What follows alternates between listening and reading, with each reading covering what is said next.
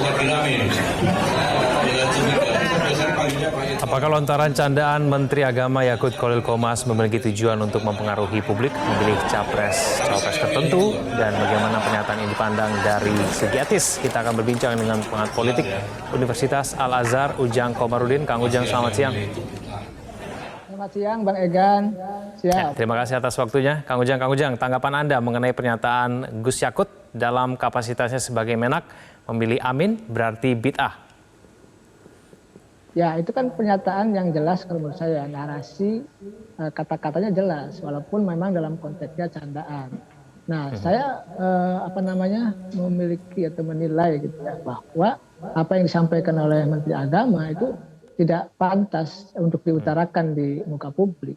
Karena ini memantik dan memancing kontroversi ya di mata masyarakat. Karena tadi soal bid'ah ini kan dalam konteks agama itu kan dilarang, mengada-ngada dalam agama itu bid'ah kan begitu. Oleh karena itu kalau bicara pilpres dikait-kaitkan dengan bid'ah, tentu ini merugikan kepada pasangan tertentu.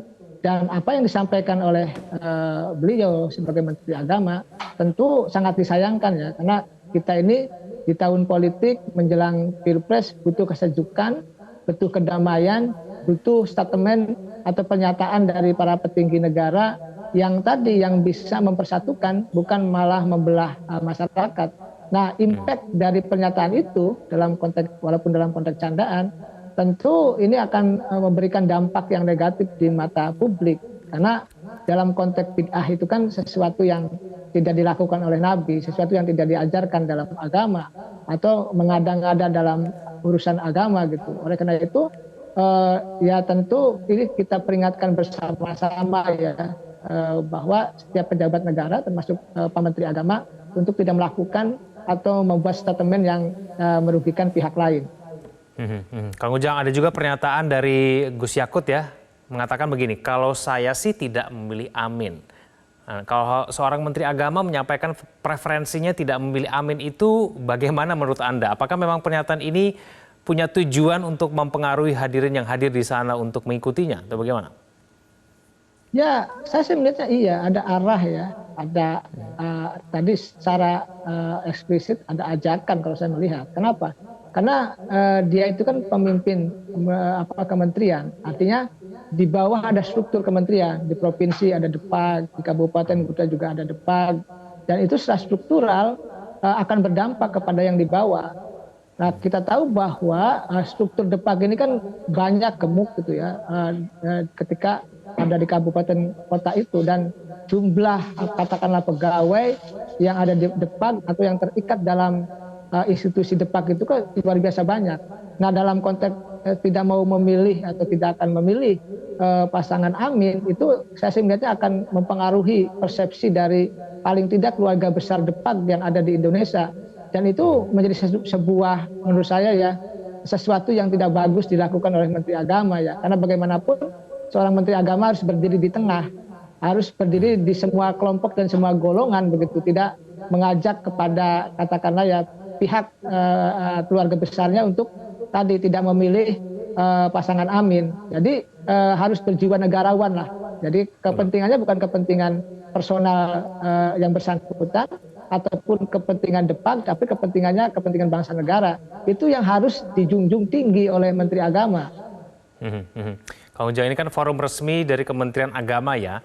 Kalau dalam sebuah forum resmi ini menyampaikan sesuatu dalam konteks bercanda, dalam konteks berkelakar saja, dari segi etisnya bagaimana menurut Anda? Ya, saya paham betul ya. Saya kan juga pesantren di NU itu 6 tahun. Saya tahu bagaimana kiai-kiai NU gitu, kalangan Nahdliyin sering bercanda dalam konteks pidato, mengaji dan lain sebagainya. Tetapi kan ada batasannya. Ada hal-hal yang harus dijaga. Ada hal-hal yang harus dihormati ketika itu terkait dengan pihak lain. Dan saya sih misalkan Gus Dur aja sering bercanda gitu. Dan jok-joknya, canda-candaannya itu bertas, dan itu menjadi inspirasi ya bagi masyarakat Indonesia. Tetapi ini kebalikan apa yang disampaikan oleh Menteri Agama gitu ya dalam forum resmi gitu ya, dalam pidatonya dalam konteks bercanda, tetapi tadi kelihatannya mendiskreditkan pasangan Amin, itu kan tidak boleh. Jadi saya melihatnya ini secara etik tidak bagus dilakukan, secara moralitas juga patut dipertanyakan, karena tadi kita boleh berbeda, boleh tidak suka gitu, boleh tidak mendukung, tapi tidak dikatakan di muka publik, tidak dikatakan di forum-forum resmi. Ya silahkan saja di bilik TPS misalkan tidak suka ya tidak coblos. Tetapi ketika dia posisinya sebagai menteri, sebagai pejabat tinggi negara, tentu ya misalkan mengajak orang lain untuk tidak memilih gitu, ataupun bercanda tadi persoalan bid'ah tadi, itu sesungguhnya secara etik tidak pantas, tidak patut dilakukan oleh seorang menteri agama.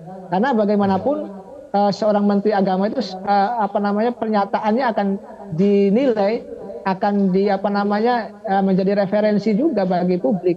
Bagus atau tidaknya itu akan tadi menjadi perbincangan di publik. Oleh karena itu setiap ucapannya, setiap statementnya jangan sampai merugikan pihak lain. Walaupun misalkan menteri agama tersebut tidak suka kepada pasangan Amin, tetapi bukan untuk dibicarakan di muka publik. Tapi tadi soal di TPS sajalah, jangan bicara di forum-forum resmi. Kang Ujang, menurut Anda apakah kemudian ada motif-motif pribadi, mungkin perbedaan pandangan begitu ya antara Gus Yakut dengan calon presiden atau calon wakil presiden tertentu begitu, sehingga kemudian akhirnya menyampaikan hal itu dalam forum resmi, sehingga kemudian dengan tujuan punya mempengaruhi yang hadir meskipun itu dalam konteks bercanda? Menurut Anda bagaimana? Ya, ini kan ada kubu yang berbeda ya antara Cak Imin yang menjadi cawapresnya Pak Anies gitu ya, dengan kubu Gus Yakut sebagai Menteri Agama yang katakanlah tanda petik di kubu Gus Dur. Kita tahu bahwa PKB itu kan dulu terpecah gitu ya, konflik yang saat ini secara hukum dimenangkan oleh Cak Imin. Dan kebetulan Cak Iminnya saat ini sudah deklarasi menjadi cawapresnya Anies Baswedan. Nah dalam konteks itu, dalam sejarah masa lalu PKB itu ada perbedaan kelompok, perbedaan dukungan ya. Satu kubu Cak Imin, yang lain lagi termasuk Gus Yakut ada dalam kubu Gus Dur. Oleh karena itu tadi sampai saat ini, sampai detik ini sejarah panjang itu terulang gitu. Mereka belum bersatu, belum islah, masih menjadi kelompok kedua kelompok yang selalu berbeda dalam konteks pandangan politik. Dan 2019 juga sama, pandangan politiknya berbeda, tapi ya masih mendukung Jokowi lah, punya lahan yang berbeda. Tapi untuk 2024 ini kelihatannya akan berbeda secara diametral antara PKB-nya Cak Imin yang saat ini Cak Imin jadi cawapres dengan kubu Gus Yakut yang memang tadi ya sangat tidak senang kepada Cak Imin ketika Cak Imin menjadi cawapresnya Anies Baswedan. Saya sih melihatnya itu ada hubungannya dengan sejarah masa lalu di PKB, soal beda kubu, beda dukungan, yang sampai hari ini belum tuntas, sampai hari ini belum selesai soal konflik PKB di masa yang lalu. Kang Ujang, terakhir kan Pilpres 2024 akan semakin dekat. Menurut Anda apakah akan semakin banyak pejabat negara yang kemudian mengeluarkan pernyataan berbau politik sampai di pemilu nanti? Ya, saya meyakini akan ada banyak. Karena gini, kita ini pejabat negaranya kan tidak punya standar etik, tidak punya standar moral, tidak punya ukuran dalam membuat statement. Dianggap bebas-bebas saja, dianggap boleh-boleh saja. Tetapi mestinya harus ada standar moral, standar etik, batasan statement yang harus dilakukan oleh para pejabat negara termasuk para menteri itu. Kita tidak punya itu, tidak punya batasan-batasan itu. Makanya kelihatannya ke depan masih akan banyak lagi para pejabat itu akan membuat statement yang tanda petik ya tidak bisa dipertanggungjawabkan secara moral etik itu. Tentu kita di forum ini bersama Metro TV ya, saya sebagai akademisi mengingatkan kepada pejabat tinggi negara itu bukan untuk membuat atau mengumbar pernyataan yang merugikan pihak lain, tetapi bagaimana tadi beda dukungan, beda pilihan, beda kubu, bukan untuk saling menjatuhkan.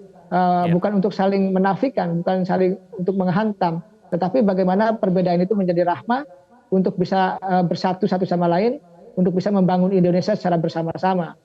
Begitu, itulah esensi dari kita berdemokrasi, Bang Egan. Ya, baik. Kang Ujang Komarudin, terima kasih telah bergabung bersama kami di Metro Siang. Sama-sama. Jelajahi cara baru mendapatkan informasi. Download Metro TV Extend sekarang.